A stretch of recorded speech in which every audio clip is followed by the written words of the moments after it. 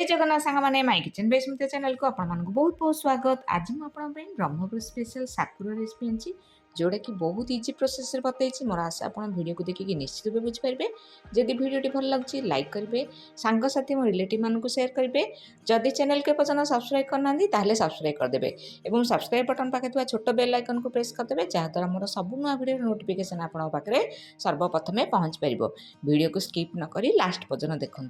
जदि Instagram Facebook रे देखुं सुमित्रा मिश्र मोर ID like share follow करेंगे। तो चलतु ये ब्रह्मपुर स्पेशल साकुर रेसिपी जानिबा। तो से प्रथमे मुझे नहीं 2 ग्लास चाउल अरुआ चाउल नहीं आउ नहीं गोटे ग्लास चोपा छड़ा बिरी।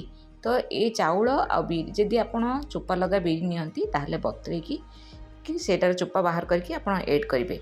तो ये मु चोपा छड़ा बिरी गोटे ग्लास नहीं 2 ग्लास चाउल को गोटे ग्लास बिरी आ गोटे मुठा है भाया ये मु चाउल चूड़ा देती। तो ये सबको आम भिजे दबा पूर्वर आम बिरी डाली रे माने गोटा चोपा छड़ा बिरी रे आम ये गोटे चामच मेथी मिसई दीचे। ये सबको भल भाव 2-3 थर धोईकी आम भिजे दबा। ये चूड़ाटा आम बिरी बाटा समय यह बतरेकी ऐड करवा। तो ये आम 5 ରୁ 6 घंटा पर्यटन भिजे दबा। 5 ରୁ 6 घंटा है प्रथम चाउल को आम बाटी दबा। तो चाउल को बाटा समय आम ये चूड़ा को भिजे दूचे भल भाव धोईकी 2 थर या भल पानी आम भिजे दबा। तापर देखो ये चाउल मुझे बाटी देली एवं आम बिरी को बाटे ये सबको मिसेक बाटबेनि अलग अलग बाटे।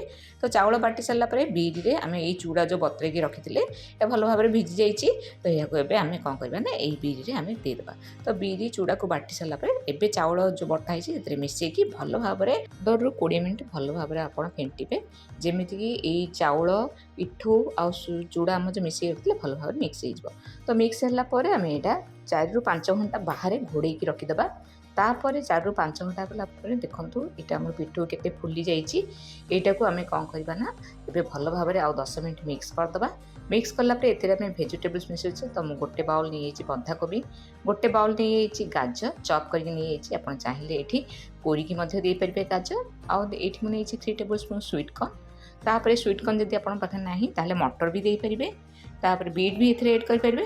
मु किंतु जोड़ा मो पाखे थिला मुझे ये देदेची कंचा लंका 4टी अदा खंडे अदा को कोरिकी नहीं जीरा गोटे टेबल स्पून धनिया पत्र ये देदेची दे सारापर लुण टेस्ट हिसाब से देदेबा। देकी आम यह भल भाव गोलेबा। आपड़ एमती भल भाव गोलेबे जमीक आम पिठू भल भाव भेजिटेबल्स और मसला जहाँ पकई सब मिसीज। तो देखो ये भाव आम 15 ରୁ 20 मिनट यह भल भाव आम फेंटा जमीक यहाँ भल भाव मिसीज। तो ये पिठाटी को आपड़ जब भेजिटेबल्स पकेबा चाहूना प्लेन भी करके खाई पारे बहुत टेस्टी लगे सांग मैंने बहुत हेल्दी रेसिपी समस्त को निश्चय पसंद आसो। यहाँ को आप इवनिंग रे बन पारे सकाଳେ बनईकी खाई पारे। तो चलते एवं पैन बसैबा गैस ऑन करके नॉनस्टिक पैन ने 3 टेबल स्पून ऑयल दे दीची ऑयल को चारिपटे स्प्रेड करदे।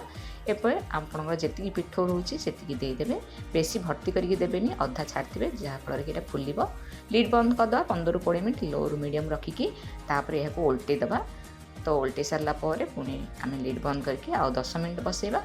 मोर प्रस्तुति हो गला ब्रह्मपुर स्पेशल साकु बहुत ही टेस्टी सांग मैंने थरे करंतु आ केमिति लागला मते कमेंट माध्यम निश्चय जनइबे। जदि वीडियोटी भल लगे लाइक करेंगे सांगसाथी और रिलेटिव मानक शेयर करेंगे। जदि चैनल को सब्सक्राइब करना ताहले सब्सक्राइब करदे और सब्सक्राइब बटन पाखे छोट बेल आइकन को प्रेस करदे जहाँद्वारा मोर सब नुआ वीडियो नोटिफिकेशन आपन पाखे सर्वप्रथमे पहुँच पार। तो देखो मोर प्रस्तुति होगा केते सॉफ्ट होती सांग माने बहुत ही टेस्टी छोट छुआ बड़ माने समस्ते खाइबा पसंद करेंगे। यह छुआ मानक दे पारे टिफिन दे पारे आप इवनिंग रे खाई पारे मॉर्निंग रे खाई पारे बहुत हेल्दी रेसिपीटे। जदि मोर वीडियो आपण मानक भल अच्छे निहाती गोटे कमेंट करूँ।